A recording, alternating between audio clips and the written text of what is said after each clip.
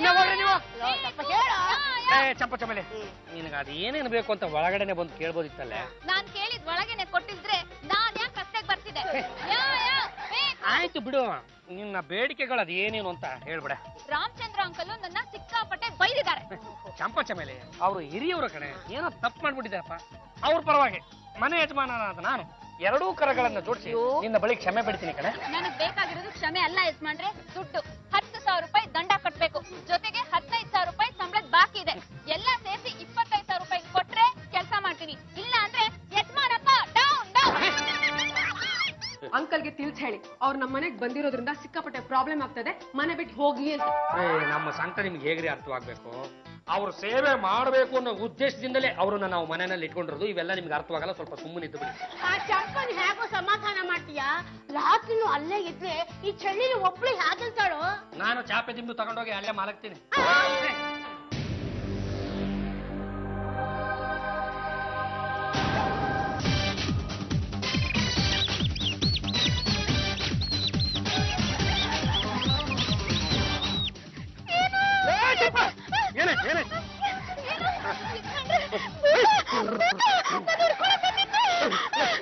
ಇಷ್ಟೊತ್ನಲ್ಲಿ ಯಾರಪ್ಪ ಕಿರ್ಚ್ಕೊಳ್ಳೋದು? ನಿದ್ರೆ ಮಾಡಕ್ ಬಿಡಲ್ವಲ್ಲ.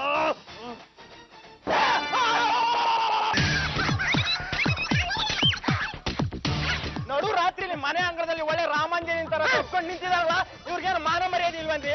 ಇವ್ರಿಗಂತೂ ಮಾನ ಮರ್ಯಾದೆ ಇಲ್ಲ. ಮನೆಯಲ್ಲಿ ಆಗಿರೋ ನನಗ್ ಮಾನ ಮರ್ಯಾದೆ ಇಲ್ವಂತಿ? ನೋಡಿ ಜನ ಏನ್ ತಿಳ್ಕೊತಾರೆ, ಮನೆಯಲ್ಲಿ ಆಗ್ಬಿಟ್ಟು ಇಂಥದ್ನೆಲ್ಲ ನೋಡ್ಕೊಂಡು ಮನೆ ಒಳಗಡೆ ಇದೆಯಲ್ಲ, ಮನೆ ಬಿಟ್ಟು ಆಚೆ ಹೋಗಯ್ಯ ಅಂತಾರೆ. ನಾನೇನ್ರಿ ಉತ್ತರ ಕೊಡ್ಲಿ? ಅದು ಇವಳು ಸ್ಟ್ರೈಕಿಗೆ ಅಂತ ಬೆಳಗ್ಗಿಂದ ಇಲ್ಲೇ ಕೂತಿದ್ನಲ್ವಾ, ಸಂಜೆ ಆದ್ಮೇಲೆ ಇಚ್ಚಿದಂಗೆ ರಾತ್ರಿ ಆಗೋಯ್ತಲ್ವಾ, ಮಧ್ಯರಾತ್ರಿ ಏನೋ ಭೂತ ಬಂದಂಗೆ ಆಗ್ಬಿಟ್ಟಿದೆ. ಭೂತ ಭೂತ ಅಂತ ಕಿರ್ಚ್ಕೊಂಡ್ಲು. ಒಂಟಿ ಹೆಂಗ್ಸು ಅಂತ ನಾನು ಓಡೋಡ್ ಬಂದೆ. ಅವಳಿಗೆ ಧೈರ್ಯ ಸಾಲಿಲ್ಲ ಅನ್ಸುತ್ತೆ, ನನ್ನ ಜೋರಾಗಿ ಹಿಂಗ್ ತಪ್ಕೊಂಡ್ಬಿಟ್ಟು. ಮನೆ ಮುಂದೆ ನಡುರಾತ್ರಿಯಲ್ಲಿ ಹೀಗೆ ಕೆಲಸದಾಣ ತಪ್ಕೊಂಡು ನಿಂತಿದೆಯಲ್ಲ, ಏನ್ ಹೇಳಿ ನಾನು? ಏನ್ ಮಾಡ್ತಾ ಇದಾರಪ್ಪಲ್ಲೋ? ಏನೋ ಔಷಧಿ ತಯಾರು ಮಾಡ್ತಾ ಇದಾರಪ್ಪ. ಇದು ಈ ಗಂಜಲದಲ್ಲಿ ಪುಡಿಗಳೆಲ್ಲ ಹಾಕ್ಬಿಟ್ಟು ಚೆನ್ನಾಗಿ ಕಲ್ಸಿ ಕುಡಿದ್ರೆ ಎಂತ ಕಾಯಿಲೆ ಆದ್ರೆ ಡೌಡು. ಅಂದ್ರೆ ಈ ಔಷಧಿ ಕುಡಿದ್ಮೇಲೆ ನಾವು ಬಾಲ ಎತ್ಕೊಂಡು ಓಡ್ಬೇಕಾ? ನಾವಲ್ಲ ಬಾ ಕಾಯಿಲೆ ವಾಸಿ ಆಗುತ್ತೆ ಅಂತ. ಈಗ ನೋಡಿ ನಾನು ಕುಡಿತೀನಿ, ನನ್ನ ಕಾಯಿಲೆ ಎಷ್ಟು ಬೇಗ ಓಡೋಗುತ್ತೆ ಅಂತ ನೋಡಿ.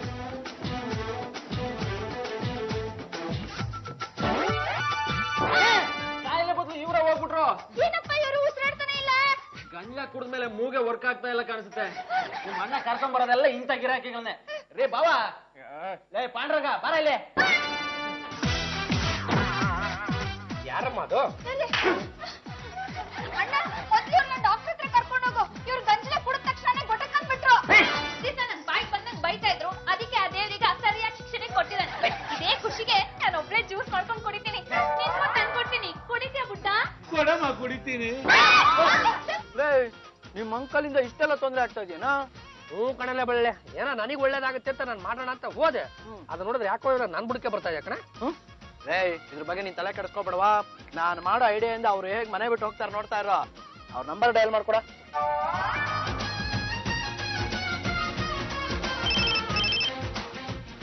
ಹಲೋ, ಯಾರು? ಸ್ವಾಮಿ, ನಾನು ನಿಮ್ಮ ಅಣ್ಣಿಂದ ಗೋಪಾಲಪ್ಪ ಮಾತಾಡ್ತಿರೋದು. ಅದು ನಿಮ್ ತಂಗಿಯವ್ರಿಗೆ ಬಹಳ ಸೀರಿಯಸ್ ಆಗ್ಬಿಡುತ್ತೆ. ಏನಾಯ್ತು? ಬಾಯಿಯೊಳಗೆ ಏನಾಕರು ಹೋಯ್ತಾ ಇಲ್ಲ, ಬಾಯಿ ಬಂದಾಗ್ಬಿಡದೆ. ನೀನ್ 24 ಗಂಟೆನಾಗೆ ಹೋಗ್ಬಿಡ್ತಾರಂತೆ ಬುದ್ಧಿ. ಆದಷ್ಟು ಬೇಗ ನಿಮ್ಮನ್ನ ನೋಡ್ಬೇಕು ಅಂತ ಬೇಡ್ಕತ್ತವ್ರೆ ಬುದ್ಧಿ. ಬೇಗ ಬಂದ್ಬಿಡಿ ಬುದ್ಧಿ. ಹೌದಾ? ಈಗ ಆಗ್ಬಾರ್ದಾಗಿತ್ತಲ್ಲ. ಆಯ್ತಾಯ್ತು, ಈಗಲೇ ಹೊಂಟೆ.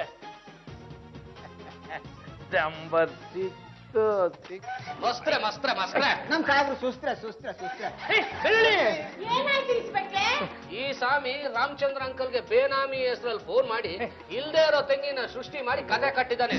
ಅದಕ್ಕೆ ಮತ್ತೆ ಎಳ್ಕೊಂಡ್ ಬಂದಿದ್ದೀನಿ. ಇನ್ಸ್ಪೆಕ್ಟ್ರೆ, ನನ್ನ ಫೋನ್ ನಂಬರ್ ಇವ್ರು ಯಾರು ಕೊಟ್ರು ವಿಚಾರ. ನಿಜ ಹೇಳ್ತೀಯಾ? ಇನ್ನು 4 ಬಿಡ್ಲಾ? ನಂಗೆ ನಂಬರ್ ಕೊಟ್ಟಿದ್ದ ಪಾಂಡ್ರಂಗ, ಯಾಕೋ ಹಿಂಗ್ ಮಾಡ್ದೆ? ಅದು ಅಂಕಲ್, ನೀವು ನಮ್ಮನೆಗೆ ಬಂದು ತುಂಬಾ ದಿನ ಆಗ್ಬಿಟ್ಟಿತ್ತಲ್ವಾ, ನಿಮ್ಮ ಮನೆ ನೀವೆಲ್ಲಿ ಮರ್ತೋಗ್ಬಿಟ್ಟಿದ್ದೀರಾ ಅಂತ ನೆನಪು ಮಾಡೋಣ ಅಂತ ಹಾಗೆ ಮಾಡ್ಬಿಟ್ಟೆ. ಒಂದ್ ತಿಳ್ಕೊಳ್ಳೋ, ನಿನ್ ದಾಂಪತ್ಯ ಸರಿ ಹೋಗಿ ನಿನ್ಗೊಂದು ಮಗು ಆಗೋವರೆಗೂ ನಾನು ಇಲ್ಲೇ ಇರ್ತೀನಿ.